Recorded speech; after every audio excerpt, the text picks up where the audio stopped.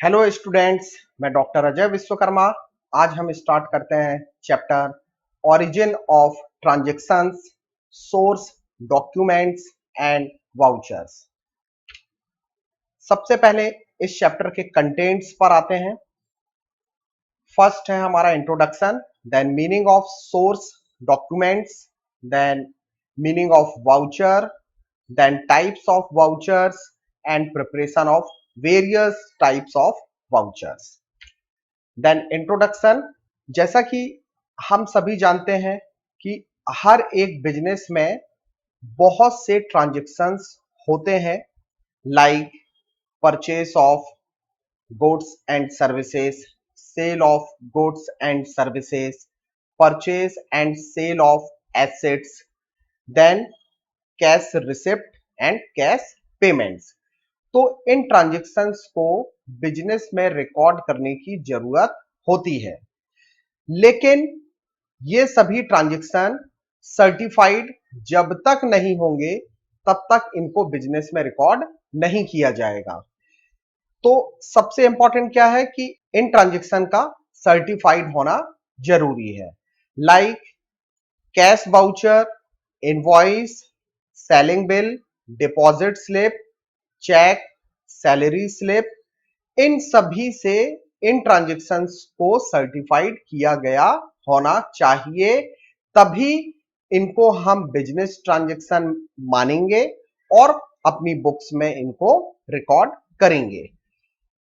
Document certifying these transactions are called source documents. इन्हीं documents को जो सर्टिफाइड हैं, इन्हें ही सोर्स डॉक्यूमेंट्स बोला जाता है। Then meaning of source documents पर अब हम डिस्कस करते हैं। Any such document which is certifies any transaction is called source documents. Business के जो भी ट्रांजैक्शन है उनको सर्टिफाइड अगर कर लिया गया है, तो जो सर्टिफाइड बिजनेस के जो ट्रांजैक्शन होते हैं, बिजनेस के जो डॉक्यूमेंट्स होते हैं, उनको ही सोर्स डॉक्यूमेंट बोला जाता है। इसी सोर्स डॉक्यूमेंट्स को हम मेन डॉक्यूमेंट्स भी बोलते हैं। इन डॉक्यूमेंट्स में हमें कौन कौन सी इंफॉर्मेशन प्रोवाइड मिलती है? एक तो date, amount, related parties name and nature of transaction, कि हमने कौन सा बिजनेस का ट्रांजैक्शन किया हुआ है, किस डेट को किया हुआ था, कितनी अमाउंट का वो ट्रांजैक्शन था, किस पार्टी को के लिए हमने ये ट्रांजैक्शन किया हुआ है और उसका नेचर क्या है। मींस वो परचेज से रिलेटेड है या सेल से रिलेटेड है या कैश पेमेंट से रिलेटेड है या कैश रिसिप्ट से रिलेटेड है या किसी एक्सपेंडिचर का पेमेंट से रिलेटेड है। तो ये सब इंफॉर्मेशन हमको उन डॉक्यूमेंट्स में मिल जाती है, इसलिए इनको सोर्स डॉक्यूमेंट बोला जाता है। अब आते हैं कैश मेमो क्या होता है। जब कोई ट्रेडर कोई गुड्स को कैश में परचेज करता है, मींस अगर हमने कोई गुड्स कैश में परचेज किया हुआ है, तो हमें सेलर से उसके पेमेंट के लिए जो हम दे रहे हैं, मींस अगर आप कोई गुड्स को परचेज कर रहे हो और सामने वाले को आप पेमेंट कर रहे हो, तो जो आपने पेमेंट की हुई है उसके बदले में अगर आपको कोई पेमेंट रिसिप्ट रिसीव होती है, या और इसके अपोजिट अगर कोई ट्रेडर कोई गुड्स सेल कर रहा है और अगर उसने कैश में ये गुड्स सेल किया हुआ है, तो क्या होगा कि गुड्स तो जाएगा लेकिन बिहाफ ऑफ क्या आएगा, उसके कैश आएगा। तो जो भी कैश वो रिसीव करेगा उसकी वो एक क्या करेगा, पेमेंट रिसिप्ट देगा सामने वाले परचेजर को, जिसने भी गुड्स को खरीदा हुआ है। तो जो भी हम पेमेंट की रिसिप्ट खरीदते समय रिसीव करते हैं और सेल करते समय हम जो अमाउंट रिसीव करते हैं उसकी एक स्लिप सामने वाले परचेसर को पेमेंट करते हैं। लेकिन ये सब ट्रांजैक्शन कैसे होना चाहिए? कैश बेसिस पर होना चाहिए। तो इसे ही हम कैश मेमो बोलते हैं। In cash memo detail of goods, date, quantity, rate, total value are given. Means जो भी कैश मेमो होते हैं उसमें डिटेल होता है गुड्स का, कि जो भी हमने गुड्स परचेज किया हुआ है या जो भी हमने गुड्स सेल किया हुआ है, डेट होती है किस डेट को ट्रांजेक्शन हुआ है, कितनी क्वांटिटी में सेल किया गया है या कितनी क्वांटिटी में परचेज किया गया है, किस रेट से सेल किया गया है या परचेज किया गया है, और टोटल वैल्यू क्या बनी। तो इसका एक फॉर्मेट है, वो फॉर्मेट भी अभी हम देखने वाले हैं। तो ये पूरी डिटेल आपको मिलती है उस कैश मेमो में। तो कैश मेमो का मीनिंग समझ में आ गया होगा, जब हम गुड्स को परचेज करते हैं तब हम सेलर को क्या पे करते हैं, कैश पे करते हैं। तो जो कैश पे करते हैं उसके बदले में हमको एक रिसिप्ट मिलती है पेमेंट करने की, कि हमने पेमेंट कर दिया है। और जब हम सेल करते हैं तो जिसको भी हमने सेल किया है, मींस जिसने भी हमसे गुड्स परचेज किया है, उसे हमें एक रिसिप्ट देनी पड़ती है। लेकिन ये ट्रांजैक्शन कैश होने चाहिए। जो रिसिप्ट हम रिसीव करते हैं और जो रिसिप्ट हम देते हैं उसे ही हम कैश मेमो बोलते हैं। अब इसका फॉर्मेट डिस्कस करते हैं। इसका फॉर्मेट आप देखेंगे, ये A to Z कंपनी है जिसका एड्रेस दिया हुआ है, कैश मेमो का एक पूरा फॉर्मेट है। कैश मेमो के लिए ये ध्यान रखना है कि जो भी ट्रांजैक्शन हमने किया हुआ है सामने वाली पार्टी को, जैसे कि ये जो कैश मेमो दिख रहा है, इसमें ये इंफॉर्मेशन पता चल रही है कि हमने मेसर सोहन ट्रेडर्स को गुड सेल किया हुआ है और बदले में हमको अमाउंट रिसीव हो चुका है 12,000 रुपीज। क्योंकि ये ट्रांजैक्शन क्रेडिट बेसिस पर नहीं होगा, अगर हम कैश मेमो में ये रिकॉर्ड कर रहे हैं तो ये ट्रांजैक्शन क्या होगा, कैश नेचर का होगा। तो हमने सोहन ट्रेडर्स को गुड्स सेल किया हुआ है। अब हम चाहें तो यहां पार्टी का नाम लिख भी सकते हैं और पार्टी का नाम नहीं भी लिख सकते हैं। वो आपके ऊपर है कि आप यहां उसका नाम लिखना चाहते हैं तो लिख भी सकते हैं और नहीं लिखना चाहते हैं तो आप नहीं भी लिख सकते हैं। क्यों? क्योंकि आपने सेल किया और आपको उसके बिहाफ में क्या मिल चुका है, कैश मिल चुका है। तो अब सामने वाली पार्टी इंपॉर्टेंट नहीं है। लेकिन तो आगे जो ट्रांजेक्शन होते हैं उनके लिए आप इसका नाम यहां लिख सकते हैं। अगर ये आपका परमानेंट कस्टमर है तो आप उसका नाम यहां पर लिख सकते हैं, अदरवाइज आप नाम ना भी लिखें तो भी चल जाएगा। अब जैसे हमने मेसा सोहन ट्रेडर्स को क्या क्या सेल किया है, अकाउंटेंसी की जो बुक है 11th क्लास की वो सेल की है और 12th क्लास की वो सेल की हुई है। 30 और 20 की क्वांटिटी में सेल किया हुआ, उनका रेट पर बुक का इतना है। टोटल बिल बना हमारा 15,000 का, जो जिसमें से हमने उसको डिस्काउंट प्रोवाइड किया हुआ है 3,000 रुपीज का। तो टोटल हमें 12,000 रुपीज रिसीव हो चुका है मेसर सोहन ट्रेडर्स से। यह है हमारा कैश मेमो। और यहां पर इंस्ट्रक्शन होगा कि जो भी गुड्स सेल किया गया है वो दोबारा वापस नहीं होगा। ये उस कैश मेमो के इंस्ट्रक्शन में ये पॉइंट्स मिलते हैं। और यहां पर जब हम गुड्स को सेल करेंगे तो हमारे कंपनी का जो भी मैनेजर होगा, सेल्स मैनेजर होगा, वो यहां पर साइन करेगा अथॉरिटी के रूप में। देन अब हम आते हैं इनवॉइस और बिल को समझ लेते हैं। तो इनवॉइस क्या होता है और बिल क्या होता है। एक्चुअल में इनवॉइस जनरेट करता है सेलर और बिल रिसीव करता है परचेसर। इनवॉइस जनरेट करेगा कौन, सेलर, और बिल रिसीव करेगा परचेसर जिसने गुड्स को परचेज किया। जैसे हम एक एग्जांपल लें कि मिस्टर ए ने मिस्टर बी को गुड्स सेल किया, तो यहां ए सेलर हो गया और बी परचेसर हो गया। तो ए जो है ये बिल तैयार करेगा और उस बिल को हम बोलेंगे इनवॉइस। मींस ये इनवॉइस तैयार करेगा और ये इनवॉइस किसके लिए होगा, ए के लिए होगा। और बी को यही इनवॉइस मिलेगा, मींस जो ओरिजिनल कॉपी होगी इस इनवॉइस की वो ए देगा किसको, बी को। तो बी के लिए ये बिल बन जाएगा, बी के लिए यही इनवॉइस क्या बन जाएगा, बिल बन जाएगा। तो इसलिए इनवॉइस और बिल को हम कॉमन पैरेलल जो वर्ड है उसमें यूज कर सकते हैं कि सेलर के लिए हमेशा इनवॉइस होता है और परचेसर के लिए वही चीज बिल बन जाती है। इसकी जो डुप्लीकेट कॉपी होगी, क्योंकि ओरिजिनल जो इनवॉइस है वो किसके पास चला जाता है, परचेसर के पास चला जाता है, और जो इसकी डुप्लीकेट कॉपी होती है वो रखी जाती है सेलर के पास, क्योंकि सेलर उसी डुप्लीकेट कॉपी से अपने बिजनेस के ट्रांजैक्शन में उस सेल को जो उसने किया हुआ है वो रिकॉर्ड करता है। अब इसका फॉर्मेट देखते हैं इनवॉइस का और बिल का, जिसमें ए टू जेड कंपनी सेलर है। इसने सेल किया हुआ है, कस्टमर का नाम दिया हुआ है मेसर्स प्रमोद ट्रेडर्स को। ये जनरेट किया है किसने? ए टू जेड कंपनी ने, जो सेलर है। और हमारा परचेसर कौन है? Messrs Pramod traders.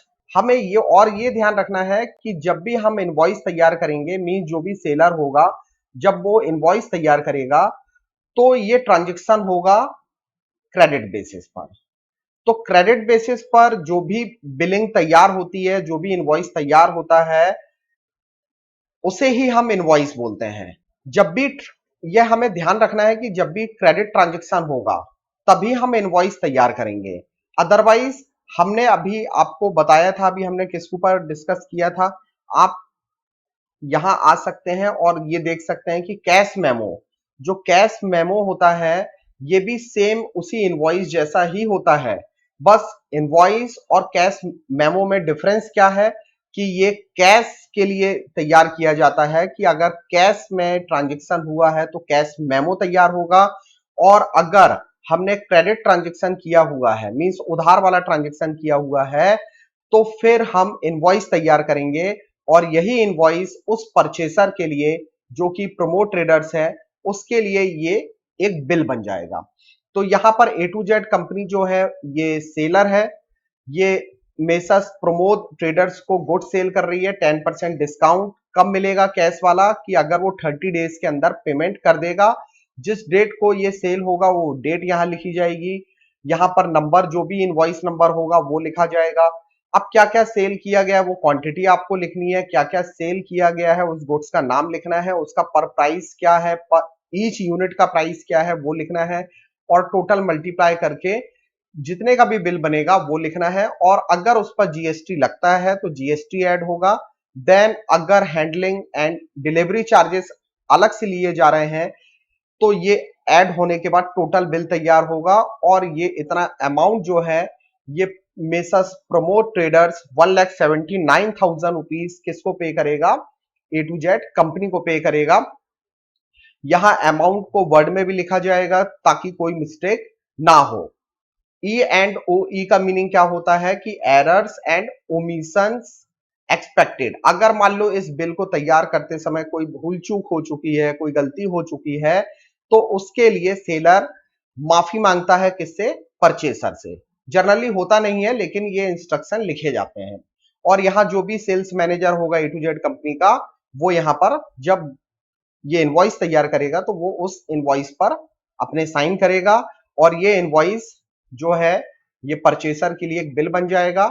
इसकी ओरिजिनल कॉपी प्रमोट ट्रेडर्स के पास होगी, और इसकी एक डुप्लीकेट कॉपी इनवॉइस की वो सेलर खुद, means A to Z company खुद अपने पास रखेगी, और वही प्रूफ होगा, वही सर्टिफाइड कॉपी होगी उस बिजनेस ट्रांजैक्शन की। देन अब हम आते हैं रिसिप्ट। तो जब बिजनेस में हम कैश रिसीव करते हैं या किसी से चेक रिसीव करते हैं तो सामने वाले को हमको एक रिसिप्ट देनी पड़ती है कि हमें आपसे कैश रिसीव हो चुका है या हमें आपसे चेक रिसीव हो चुका है। उसके एविडेंस में हमें एक रिसिप्ट देनी पड़ती है। उस रिसीविंग को हम रिसिप्ट बोलते हैं, जिसमें डिटेल होती है डेट की, अमाउंट की, नेम की, कि किसके नाम से वो जनरेट हुई है वो रिसिप्ट, और उसके एड्रेस की। ओरिजिनल जो कॉपी होगी वो कस्टमर के पास होगी। मींस जो भी हम रिसिप्ट का ये फॉर्मेट देख रहे हैं इसी पैटर्न से पूरी एक रिसिप्ट तैयार होगी, और जो इसकी ओरिजिनल कॉपी है वो कस्टमर के पास चली जाएगी जिससे हमें कैश रिसीव हुआ है या जिससे हमें चेक रिसीव हुआ है। अब हम आते हैं स्पेसिमेन ऑफ रिसिप्ट के फॉर्मेट में, जिसमें हम देख रहे हैं कि ए टू जेड जो कंपनी है उसको मेसर्स अतुल कस्टमर भोपाल से एक चेक मिला हुआ है, और चेक का नंबर यह है 50,000 का अमाउंट था उस चेक का, इस डेट को मिला हुआ है। और किस बैंक के ऊपर ये ड्रॉन है, ये कैनरा बैंक भोपाल का है, उसके ऊपर ड्रॉन है, मींस ये बैंक हमको पेमेंट करेगा। तो इसके बिहाफ से चेक तो हमको मिल चुका है, लेकिन हम उस अतुल कस्टमर को एक एविडेंस के तौर पर हम उसको क्या देंगे, एक रिसिप्ट देंगे। ये एक इंस्ट्रक्शन जरूर लिखा जाता है कि अगर आपको चेक मिला है, क्योंकि चेक हो जाते हैं बाउंस कई बार, तो ये रिसिप्ट है ना तब ही वैलिड मानी जाएगी जब आपका चेक क्लियर हो जाएगा। मींस अगर हमको कैश रिसीव्ड हो गया है, मींस जो भी आपने चेक दिया था उसको हमने अपने बैंक में लगाया और हमको उसका अमाउंट मिल चुका है, तो तभी ये रिसिप्ट जो है वो वैलिड मानी जाएगी, अदरवाइज वो इनवैलिड हो जाएगी अगर चेक बाउंस होता है तो। देन अब आते हैं डेबिट नोट। तो डेबिट नोट को समझते हैं कि डेबिट नोट होता क्या है। कई बार आप गुड्स खरीदते हैं और उसमें से किसी ना किसी रीजन से आपको कुछ ना कुछ गुड्स का पार्ट जो है वो रिटर्न करना पड़ता है। जैसे सपोज करो आपने कोई गुड्स परचेज किया और उसमें से कुछ गुड्स था वो डैमेज था, तो आपने उसी सप्लायर को वो गुड्स रिटर्न कर दिया। आपने परचेज किया है तो आप उस सप्लायर को उस रिटर्न के बदले में आप डेबिट नोट इशू करेंगे।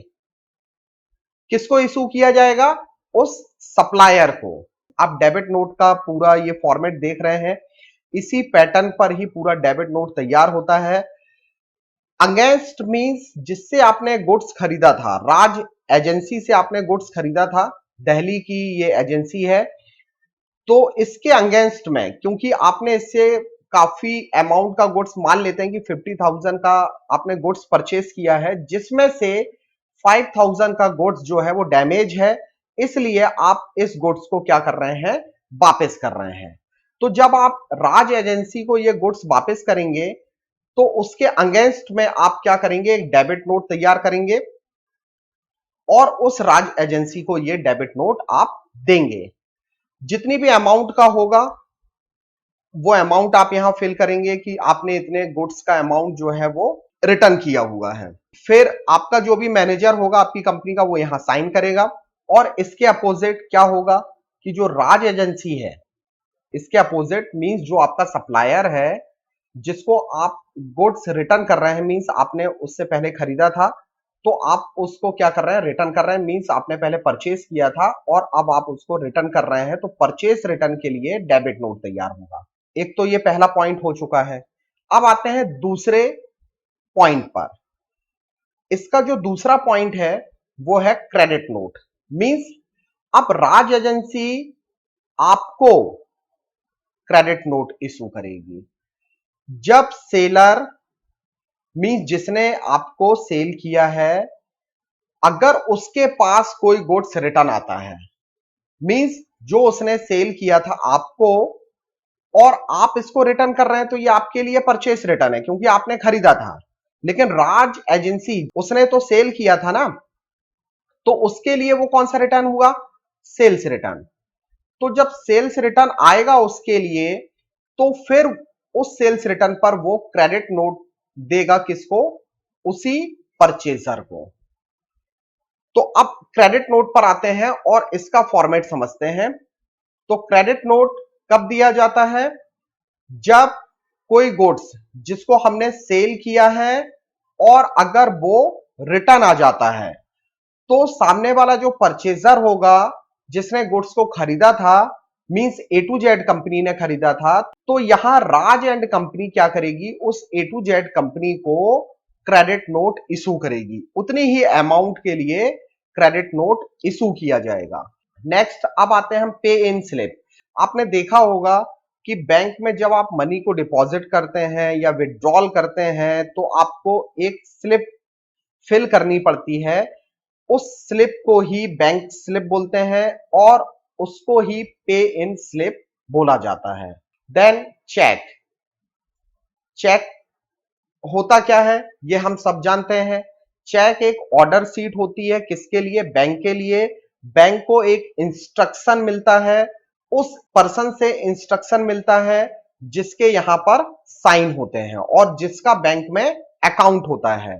मीनिंग ये हुआ कि जो भी इसमें अमाउंट रिटर्न होता है वो उस कस्टमर को बैंक के द्वारा पे किया जाएगा जिसका नाम इस चेक में मेंशन होता है।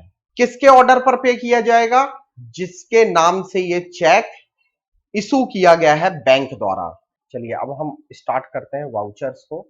तो वाउचर्स एक रिटर्न एविडेंस होता है उन बिजनेस ट्रांजैक्शंस के लिए जिनको हम अपनी बुक्स में रिकॉर्ड करते हैं।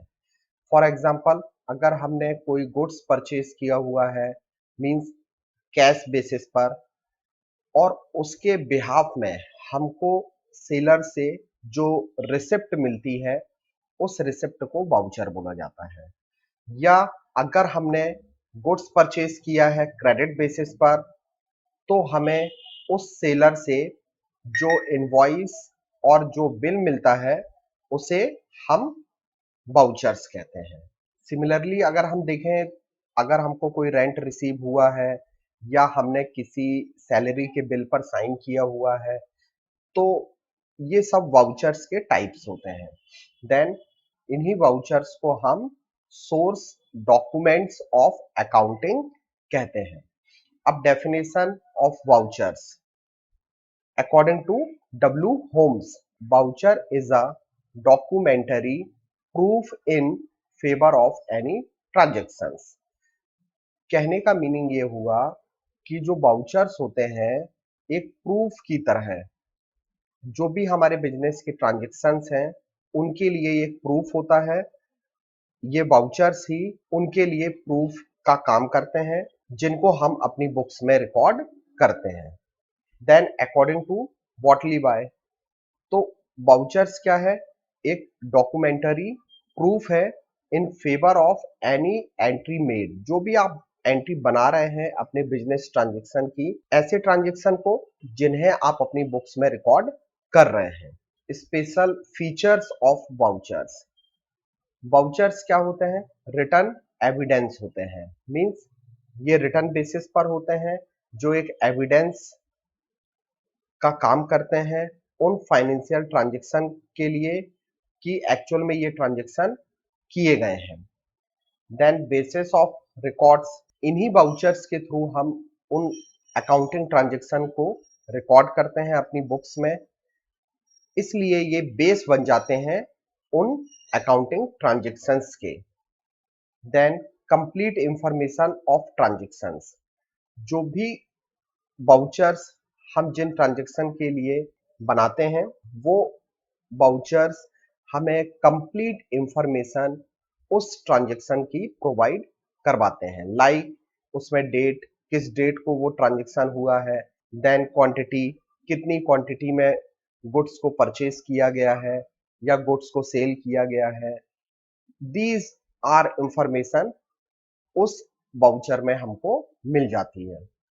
देन प्योरिटी, तो वाउचर एक सिंपल और एक शॉर्ट फॉर्म में तैयार किए जाते हैं जिनसे हमें उन ट्रांजैक्शन की जो प्योरिटी है, मींस हम उसको इजीली चेक कर सकते हैं कि ये ट्रांजैक्शन किस ट्रांजैक्शन से रिलेटेड है। फॉर परचेज से रिलेटेड है या सेल से रिलेटेड है या पेमेंट से रिलेटेड है या रिसिप्ट से रिलेटेड है, ये हमें पता चल जाता है। Then mean voucher in a simple mean to record business transaction. Vouchers का सिंपल मीनिंग क्या है कि हमें अपने बिजनेस ट्रांजैक्शन को रिकॉर्ड करना है और उनको हम कैसे रिकॉर्ड करने लायक पॉसिबल बना सकते हैं, ये वाउचर की मीनिंग होती है। अब हम आते हैं टाइप्स ऑफ वाउचर्स पर।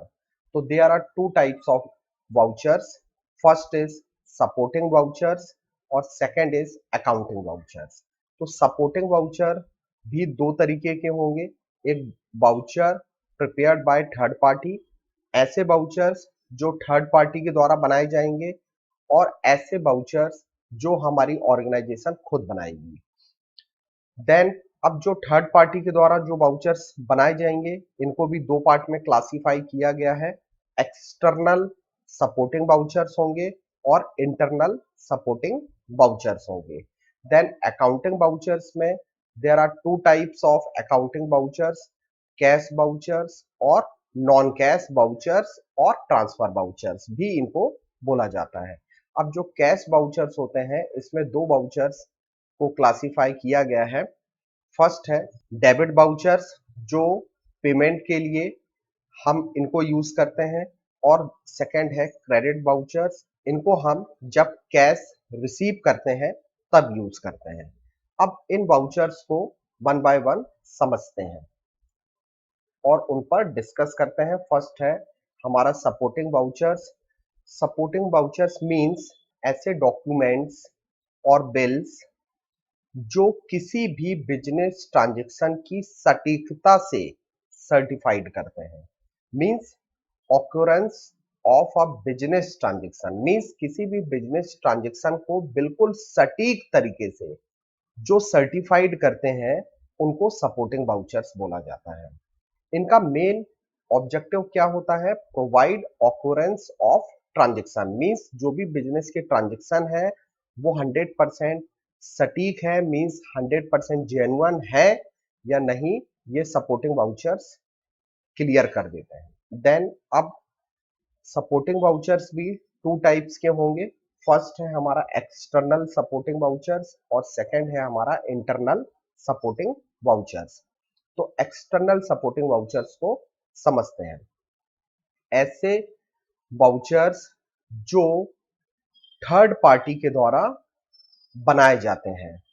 लाइक अगर आपने सेलर से कोई रिसिप्ट रिसीव की है, सेलर मीन्स थर्ड पार्टी से अगर आपने कोई रिसिप्ट जो है वो रिसीव्ड की हुई है, या आपने जब गुड्स को क्रेडिट बेसिस पर खरीदा था और उसके बिहाफ में अगर आपको कोई इनवॉइस रिसीव्ड हुआ है, या आपको लैंडलॉर्ड से रेंट रिसिप्ट मिली हुई है, या डेबिट नोट, मींस अगर आपने कोई गुड्स खरीदा था और उस गुड्स को रिटर्न कर दिया गया है आपके द्वारा, तो अगर आपने डेबिट नोट इशू किया है उस सेलर को, या क्रेडिट नोट, मींस अगर आपने जो गुड्स सेल किया था और सामने वाले ने अगर आपको क्रेडिट नोट दिया हुआ है, मींस आपको उससे क्रेडिट नोट मिला है, तो ये सब एक्सटर्नल सपोर्टिंग वाउचर्स होते हैं बिजनेस के।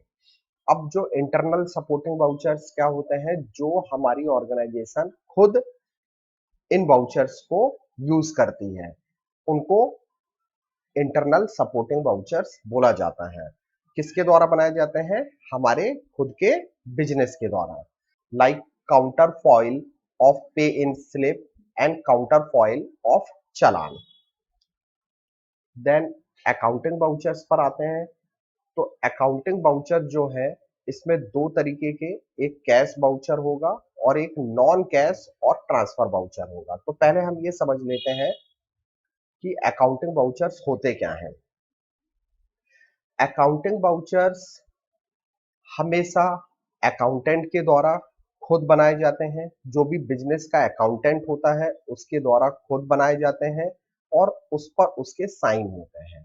फिर इसको अटेस्ट किया जाता है जो भी एथोराइज्ड ऑफिसर होता है, लाइक मैनेजर या सेल्स मैनेजर, तो उसके द्वारा ये ऑथोराइज्ड होंगे। तो इन्हीं वाउचर्स को हम अकाउंटिंग वाउचर्स कहते हैं। This voucher is used for both cash और क्रेडिट ट्रांजेक्शन, मींस हम चाहे कैश में ट्रांजेक्शन करें या क्रेडिट में ट्रांजेक्शन करें, ये वाउचर्स हम यूज कर सकते हैं। और ये कितने टाइप्स के होंगे? ये दो तरीके के वाउचर्स होते हैं। फर्स्ट इज कैश वाउचर और सेकंड इज नॉन कैश और ट्रांसफर वाउचर्स। तो पहले समझते हैं कैश वाउचर्स। कैश वाउचर्स हमेशा कैश ट्रांजैक्शन के लिए यूज किए जाते हैं। लाइक अगर आपको कैश रिसीव हुआ है या आपने कैश का पेमेंट किया हुआ है, तो इन वाउचर्स का यूज आप कर सकते हैं। इनका मेन ऑब्जेक्टिव क्या होगा? Cash voucher is to record business transaction by certifying cash income and expenses। जो भी कैश इनकम है और कैश एक्सपेंडिचर है उनको सर्टिफाइड करने के लिए इनका मेन ऑब्जेक्ट बन जाता है। मींस इनके द्वारा ही उन ट्रांजेक्शन को सर्टिफाइड किया जाता है। तो अब जो कैश वाउचर होते हैं, इसमें हम दो वाउचर्स को यूज करते हैं। First is debit vouchers and second is credit vouchers. तो अब समझते हैं कि डेबिट वाउचर्स क्या होता है, देन उसके बाद क्रेडिट वाउचर्स पर आएंगे कि क्रेडिट वाउचर्स क्या होता है। तो फर्स्ट है हमारा डेबिट वाउचर्स। अगर आपने बिजनेस में कैश पेमेंट किया हुआ है तो आप डेबिट वाउचर्स का यूज कर सकते हैं। लाइक कैश में अगर किसी भी तरीके के एक्सपेंसेस का पेमेंट किया है, लाइक आपने वेजेस पे किया है, सैलरी पे किया है, रेंट पे किया है, या आपने कैश में गुड्स परचेज किया हुआ है, या कैश में कहीं इन्वेस्टमेंट किया हुआ है, या कोई भी फिक्स्ड एसेट्स को आपने कैश बेसिस पर परचेज किया हुआ है, आपने क्रेडिटर्स का पेमेंट किया हुआ है, या बैंक में डिपॉजिट किया हुआ है कोई अमाउंट, या आपने लोन का कोई अमाउंट पे किया है। मीन्स कुल मिलाकर कि अगर आपके पास से कैश गया है, कैश का पेमेंट हुआ है, तो आप इस डेबिट वाउचर्स का यूज कर सकते हैं। जैसे एक स्पेसिमेन फॉर्मेट यहाँ दिख रहा है डेबिट वाउचर्स का, इसको समझते हैं कि अगर हमने फर्नीचर परचेज किया है तो हम फर्नीचर को क्या करेंगे, डेबिट करेंगे। मीन्स अगर हमारी कंपनी ने, हमारे बिजनेस ने 25,000 रुपीज का फर्नीचर कैश बेसिस पर परचेज किया है, तो हमारी जो कंपनी है उसको एक डेबिट नोट यूज करना पड़ेगा। मीन्स किस लिए हमने ये पैसा खर्च किया है। लाइक हम बता रहे हैं कि हमने 25,000 का फर्नीचर परचेज किया है, तो हमने ये डेबिट वाउचर्स उस फर्नीचर को परचेज करने के लिए यूज किया है। और क्या वाउचर नंबर है, किस डेट को हमने ये पैसा खर्च किया हुआ है, और इसमें जो मैनेजर होगा, क्योंकि मैनेजर ही इसको क्या करता है, एथोराइज्ड करता है, और अकाउंटेंट ही इस वाउचर को बनाता है, तो उसके भी साइन यहाँ पर होंगे, और जो मैनेजर होगा उसके भी साइन होंगे। देन इस वाउचर में अगर ये वाउचर 500 रुपीज से ऊपर का अगर यूज किया गया है तो यहाँ एक रेवेन्यू स्टैंप लगाना कंपलसरी है। 500 से अबव अगर है तो रेवेन्यू स्टैंप 101% लगाया ही जाएगा, और उस रेवेन्यू स्टैंप पर बोथ जो भी रेवेन्यू टिकट होगी उसमें बोथ साइड मींस दोनों साइड में जो भी रिसीवर होगा उसके साइन इस रेवेन्यू टिकट में किए जाएंगे। देन अब हम आते हैं क्रेडिट वाउचर्स पर। तो क्रेडिट वाउचर्स का मीनिंग कि अगर आपको कैश में कोई पैसा मिला है तो आप क्रेडिट वाउचर का यूज कर सकते हैं। जैसे सपोज करो आपको इंटरेस्ट मिला है, रेंट मिला है, कमीशन मिला है, या आपने कैश सेल किया हुआ है। रियलाइजेशन ऑफ डेटर मींस आपको अपने डेटर से पैसा रियलाइज्ड हुआ है। कैश अमाउंट अगर आपको रियलाइज्ड हुआ है उन इन्वेस्टमेंट को जो आपने पहले किए हुए थे, अब आपने उन इन्वेस्टमेंट को क्या कर दिया है, सेल कर दिया है, और उससे अगर आपको कोई पैसा रियलाइज्ड हुआ है, then amount receive from sale of fixed assets, अगर आपने कोई भी फिक्स्ड एसेट्स को सेल किया है उससे अमाउंट अगर आपको रियलाइज्ड हुआ है, then amount withdrawn from bank, अगर आपने बैंक से कोई पैसा निकाला है, cash amount receive as loan, अगर आपको लोन का कोई अमाउंट रिसीव हुआ है, या realisation of loan given means अगर आपने जो लोन दिया था वो पैसा अगर आपको वापस मिल रहा है, तो इन सब ट्रांजेक्शन के लिए आप क्रेडिट वाउचर का यूज कर सकते हैं। तो इसका स्पेसिमेन देखते हैं। जो भी आपकी कंपनी होगी वही इस वाउचर को यूज करेगी। जो भी वाउचर नंबर होगा वो लिखा जाएगा, किस डेट को यूज किया गया है वो डेट आपको लिखनी है, किस के लिए यूज किया गया है मीन्स किस ट्रांजेक्शन के लिए यूज किया गया है। जैसे हमें इस वाउचर से पता चल रहा है कि हमने कैश में सेल किया था, तो हमने सेल अकाउंट को क्या कर दिया, क्रेडिट कर दिया है 20,000 रुपीज का। तो सेल के लिए हमने इस वाउचर का यूज किया हुआ है, जिसमें ये वाउचर भी कौन बनाएगा, आपके बिजनेस का जो अकाउंटेंट होगा वो बनाएगा। देन इसको एथोराइज्ड कौन करेगा, जो भी आपके बिजनेस का मैनेजर होगा वो इसको एथोराइज्ड करेगा। देन नेक्स्ट वाउचर है हमारा नॉन कैश वाउचर्स। तो नॉन कैश वाउचर का मीनिंग ये है कि ऐसे ट्रांजैक्शन जो कैश बेसिस पर होते हैं उनके लिए कैश वाउचर यूज किया जाता है, जिसमें अभी हमने दो वाउचर्स देखे थे, डेबिट वाउचर और क्रेडिट वाउचर। लेकिन बिजनेस में जो नॉन कैश एक्सपेंसेस होते हैं, मींस नॉन कैश ट्रांजेक्शन्स होते हैं, लाइक जिनको हम क्रेडिट ट्रांजेक्शन बोलते हैं। अगर आपने क्रेडिट में गुड्स परचेज किया है, यदि आपने सेल ऑफ इन्वेस्टमेंट क्रेडिट में किया हुआ है, मींस कुल मिलाकर के अगर आपके बिजनेस में किसी भी तरीके का कोई भी क्रेडिट ट्रांजेक्शन है जिसके बदले में आपको ना तो पैसा देना पड़ा है और ना ही आपको कैश रिसीव्ड हुआ है, तो ऐसे ट्रांजेक्शन के लिए आप यूज कर सकते हैं नॉन कैश वाउचर, और इन्हीं को हम ट्रांसफर वाउचर भी कहते हैं। तो ट्रांसफर वाउचर भी यही है और जो नॉन कैश वाउचर है वो भी यही है।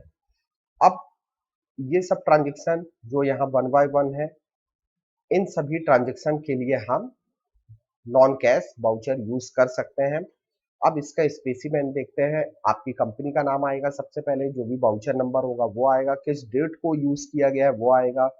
अब डेबिट का मीनिंग है अगर आपने मशीन परचेज किया है, इसका मीनिंग हो रहा है कि आपके बिजनेस में मशीन आ रही है लेकिन इसके बिहाफ में कैश पे नहीं हो रहा है, मींस अमर एंड कंपनी से आप ये मशीन परचेज कर रहे हो, इसलिए हम डेबिट कर रहे हैं machine, means what comes in debit हो जाएगा। And who is giver? Amar and company. तो अमर एंड कंपनी गिवर है तो वो क्रेडिट हो रही है। तो ये ट्रांजेक्शन ये बता रहा है कि हमने अमर एंड कंपनी से क्रेडिट बेसिस पर मशीन परचेज की है। उस ट्रांजेक्शन के लिए हम यूज कर रहे हैं नॉन कैश वाउचर और मशीन का प्राइस है 25,000। फिर ये वाउचर भी आपका अकाउंटेंट ही तैयार करेगा और इसको सर्टिफाइड या एथोराइज जो है वो आपका मैनेजर करेगा। देन अब डिफरेंस देखते हैं सोर्स डॉक्यूमेंट्स और वाउचर्स में।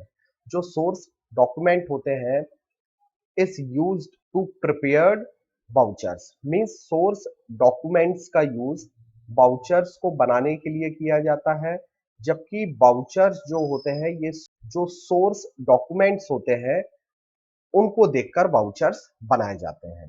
Then it is not prepare to record transaction. इसका मीनिंग कि सोर्स डॉक्यूमेंट्स को देखकर बिजनेस के ट्रांजेक्शन रिकॉर्ड नहीं किए जाते हैं। बिजनेस के ट्रांजेक्शन हमेशा वाउचर्स को देखकर रिकॉर्ड किए जाते हैं। एविडेंस ऑफ ट्रांजेक्शन, ये सिर्फ एक एविडेंस है कि ये ट्रांजेक्शन पर्टिकुलर हुआ है, और जबकि ये गाइड करते हैं कि प्रॉपर कैसे इस ट्रांजेक्शन को इस वाउचर्स के थ्रू हमें रिकॉर्ड करना है। ये आपको फुल डिटेल देते हैं, जबकि ये आपको डिटेल देते हैं कि कौन सा ट्रांजेक्शन डेबिट हो रहा है और कौन सा ट्रांजेक्शन क्रेडिट हो रहा है। जैसे कि अभी हमने ये स्पेसिमेन में देखा था कि यहाँ मशीनरी अकाउंट डेबिट हो रहा है और क्रेडिट हो रहा है अमर का अकाउंट। तो हमें फुल इंफॉर्मेशन पता चल रही है कि मशीनरी अकाउंट डेबिट हो रहा है और अमर का अकाउंट क्रेडिट हो रहा है। देन अब हम क्वेश्चन पर आते हैं तो और क्लियर हो जाएंगे हमारे डाउट कि किस ट्रांजेक्शन के लिए हमें कौन सा वाउचर यूज करना है। The following transaction took place messrs good luck tailoring shop. एक गुडलक टेलरिंग शॉप है जिसके लिए कुछ ट्रांजेक्शन यहाँ पर गिवन है। आपको इन ट्रांजेक्शन से डेबिट वाउचर और क्रेडिट वाउचर्स तैयार करने हैं। डेबिट वाउचर कैश के पेमेंट के लिए यूज किया जाता है। क्रेडिट वाउचर्स जो है कैश को रिसिप्ट करने के लिए यूज किया जाता है। अगर आपको कैश रिसीव हुआ है तो क्रेडिट वाउचर यूज करेंगे, अगर आपकी कंपनी ने आपके बिजनेस ने कैश पे किया है तो आप डेबिट वाउचर यूज करेंगे। तो फर्स्ट ट्रांजेक्शन देखते हैं, 1 जनवरी को बॉट। अब बॉट किया है मीन्स कैश का पेमेंट हुआ होगा, तो इसके लिए हम ट्रांजेक्शन तैयार करेंगे डेबिट वाउचर्स। तो ये डेबिट वाउचर का फॉर्मेट है जिसमें रेवेन्यू टिकट लगता है। ये ध्यान रखना सिर्फ यही एक वाउचर है जिसमें रेवेन्यू टिकट 500 रुपीज के अबव जो भी ट्रांजेक्शन होगा उस पर रेवेन्यू टिकट 100% लगेगा ही लगेगा। अब 7,200 का हमने टेलरिंग का जो मटेरियल है वो परचेज किया है, जिसके लिए कैश जो मेमो का नंबर है वो है 338। तो वाउचर नंबर लिखेंगे हम सबसे पहले, किस डेट को हुआ है 1 जनवरी, वो डेट लिखेंगे हम यहाँ पर। डेबिट क्या करेंगे, परचेस अकाउंट। क्यों, क्योंकि हमने अपने शॉप के लिए टेलरिंग का मटेरियल परचेस किया हुआ है, तो हम यहाँ पर पूरी डिटेल लिखेंगे और उसका कैश मेमो नंबर क्या है 338, और टोटल कितने का परचेस किया है 7200 का। इस वाउचर को आपके बिजनेस का जो अकाउंटेंट होगा वो बनाएगा और उस पर साइन करेगा। साथ में इस वाउचर को आपका जो मैनेजर होगा वो इसको एथोराइज्ड करेगा और ये वाउचर तैयार हो जाएगा। सेकंड ट्रांजेक्शन है वेजेस पेड हुआ है, तो अब पेड हुआ है तो अगेन इसके लिए भी कौन सा वाउचर तैयार किया जाएगा, इसके लिए भी डेबिट वाउचर तैयार किया जाएगा।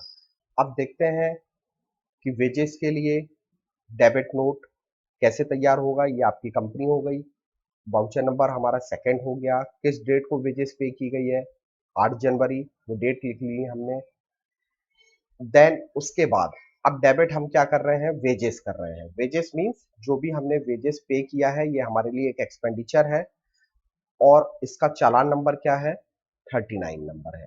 तो वो हमको पूरा मेंशन करना है कितनी वेजेस पे की है, 5000 रुपीज, जो कि 500 से ऊपर है। इसलिए यहाँ पर रेवेन्यू टिकट लगाना कंपलसरी हो जाएगा, और ये डेबिट वाउचर तैयार करेगा आपका अकाउंटेंट और साइन करेगा। देन इसको एथोराइज्ड करेगा आपके बिजनेस का मैनेजर। देन थर्ड ट्रांजेक्शन था हमारा उसी क्वेश्चन का, सेल से रिलेटेड। अब यहाँ पर आपने सेल किया है कैश बेसिस पर, तो जब आप सेल करेंगे तो कैश आएगा, और जब कैश आएगा तो आप तैयार करेंगे क्रेडिट वाउचर। तो क्रेडिट में क्या हुआ, हमारे पास सेल आया, ठीक है, और जब क्रेडिट वाउचर आप तैयार करते हैं तो आपको रेवेन्यू स्टैंप लगाने की जरूरत नहीं है, ये ध्यान रखना है। सिर्फ रेवेन्यू स्टैंप डेबिट वाउचर्स में ही यूज किया जाता है।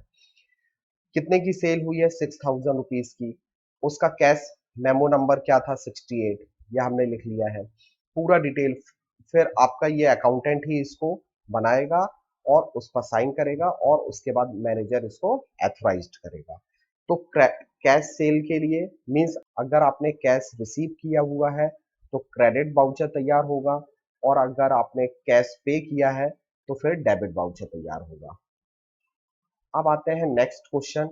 हमने डेबिट वाउचर समझ लिया, क्रेडिट वाउचर समझ लिया। अब उसके बाद हम ट्रांसफर वाउचर पर आ गए हैं, जिसमें रिकॉर्ड होते हैं नॉन कैश ट्रांजेक्शन, इसलिए इसको नॉन कैश वाउचर्स भी बोला जाता है। मेसर्स राकेश ट्रेडर्स के लिए ये आपका बिजनेस है। सोर्स वाउचर्स के बेसिस पर आपको ट्रांसफर वाउचर्स या नॉन कैश वाउचर्स तैयार करने हैं। ये राकेश ट्रेडर्स के कुछ ट्रांजेक्शन गिवन है, जिसमें परचेज किया हुआ है उसने मेसर्स जोन्स एंड सन से। बिल नंबर है 889। यहाँ पर नाम मेंशन है, इसका मतलब है ये उधार खरीदा गया है, और जब ट्रांजेक्शन कैश नहीं होते हैं तो उसके लिए हम ट्रांसफर वाउचर का यूज करते हैं। तो ट्रांसफर वाउचर हम तैयार करेंगे। फिर उसके बाद है सेल किया है मिस्टर सीता चंद को, तो ये भी क्रेडिट ट्रांजेक्शन है, चाहे हम उधार परचेज करें या उधार में सेल करें, तो हमें इन ट्रांजेक्शन के लिए ट्रांसफर वाउचर का यूज करना है। अब ट्रांसफर वाउचर हम तैयार करते हैं, जो भी आपकी कंपनी का नाम होगा, बिजनेस का नाम होगा, वो आएगा। देन वाउचर नंबर आएगा, किस डेट को ये यूज किया गया है वो डेट आएगी। परचेज को आप क्या करेंगे, डेबिट कर देंगे, और किससे आपने परचेज किया है, मेसर्स जोन्स एंड सन्स से, तो मेसर्स जोन्स एंड सन्स आ जाएगा क्रेडिट में, क्योंकि ये गिवर है। तो एंट्री बन गई परचेज अकाउंट डेबिट, क्योंकि परचेज आ रहा है, जो आएगा वो डेबिट हो जाएगा, व्हाट कम्स इन डेबिट, और हु इज गिवर, तो मेसर्स जोन्स एंड सन्स। कितने का परचेज किया है 4700 का, सेम अमाउंट डेबिट करेंगे और सेम अमाउंट क्रेडिट करेंगे। जो भी आपके अकाउंटेंट होगा वो इसको बनाएगा, साइन करेगा, और जो मैनेजर होगा वो इसको एथोराइज्ड करेगा। देन सेकंड ट्रांजेक्शन हमारा सेल से रिलेटेड है, जो हमने सीता को किया है। तो अब इसके लिए भी हमको ट्रांसफर वाउचर बनाना है, तो ट्रांसफर वाउचर फिर हम तैयार करेंगे, लेकिन इस बार सेल किया है तो who is receiver, mister Sitachand, और what goes out, sale goes out, तो सेल क्रेडिट हो जाएगा, और मिस्टर सीता चंद जो है वो डेबिट हो जाएगा। कितने अमाउंट का है? 5000 डेबिट हो रहा है, तो 5000 से ही आपको क्रेडिट करना है। जिस डेट को सेल हुई है वो डेट आएगी, वाउचर नंबर जो भी आपके बिजनेस का होगा वो नंबर डालेंगे, अकाउंटेंट के साइन होंगे, मैनेजर के साइन होंगे। देन अब आते हैं हम supporting voucher. Prepare accounting voucher means जो अकाउंटिंग वाउचर्स आपको तैयार करना है with the help of supporting voucher, क्योंकि सपोर्टिंग वाउचर से ही हम अकाउंटिंग वाउचर तैयार करते हैं। ये अभी हमने डिफरेंस में भी देखा था। तो एक ये सपोर्टिंग वाउचर है। इस वाउचर में ये आपकी कंपनी का नाम है, इस डेट को ट्रांजेक्शन हुआ है, बिल नंबर ये है, और बिल नंबर किसका है? सेल का। मींस आपकी कंपनी ने या आपके बिजनेस ने messrs Murari Lal and sons को गुड सेल किया हुआ है, जिसमें 5 क्वांटिटी में एलजी टीवी 43 इंच सेल की है, और उसका प्राइस ईच का 25,000 है, और टोटल बिल बना 1,25,000। देन उसके बाद 3 क्वांटिटी में वोल्टास 6 केजी वॉशिंग मशीन आपने सेल की है, 15,000 की एक है, तो 45,000। तो टोटल बिल कितना बना? 1,70,000। अब ये है सपोर्टिंग वाउचर। इससे आपको ये पता चला कि आपके बिजनेस में क्या हुआ है, सेल हुआ है। इससे आपको अकाउंटिंग वाउचर तैयार करना है, क्योंकि ये ट्रांजेक्शन कैश नहीं है, क्योंकि नाम दिया हुआ है। तो हम यहाँ पर क्रेडिट ट्रांजेक्शन के लिए तैयार करेंगे ट्रांसफर वाउचर। ये हमें याद रखना है कि अगर हमारा ट्रांजेक्शन क्रेडिट बेसिस पर हुआ है तो हम तैयार करते हैं ट्रांसफर वाउचर, और अगर हमने कैश ट्रांजेक्शन किया है, अगर हमने कैश पे किया है, तो हम तैयार करेंगे डेबिट वाउचर, और अगर हमने कैश रिसीव्ड किया है तो हम तैयार करेंगे क्रेडिट वाउचर। तो अब हम ट्रांसफर वाउचर इसका कैसे तैयार करेंगे? मुरारी लाल एंड कंपनी को सेल किया है तो ये रिसीवर हो जाएगा, और what goes out? Sale goes out. तो सेल को हम क्रेडिट कर देंगे और मुरारी लाल एंड सन्स को हम डेबिट कर देंगे। तो हम यहाँ पर तैयार कर रहे हैं ट्रांसफर वाउचर और नॉन कैश वाउचर। तो जो भी कंपनी है आपकी वो आ जाएगा, वाउचर नंबर जो भी होगा वो आप लिखेंगे कि जिस डेट को सेल हुई है वो डेट आपको लिखनी है। तो मुरारी लाल एंड सन्स क्या हो गया? ये रिसीवर हो गया, तो ये डेबिट हो जाएगा, और what goes out? Sale goes out. तो सेल क्या हो जाएगा? क्रेडिट। और जितनी भी अमाउंट के लिए ये सेल किया गया है वो सेल का अमाउंट आपको डेबिट में और उतनी ही अमाउंट आपको क्रेडिट में लिखनी है। अकाउंटेंट के फिर उसके बाद साइन होंगे और मैनेजर के द्वारा इसको एथोराइज्ड किया जाएगा। Thank you. अगर आपको वीडियो पसंद आया हो तो लाइक कीजिएगा, चैनल को सब्सक्राइब कीजिएगा। Thank you very much.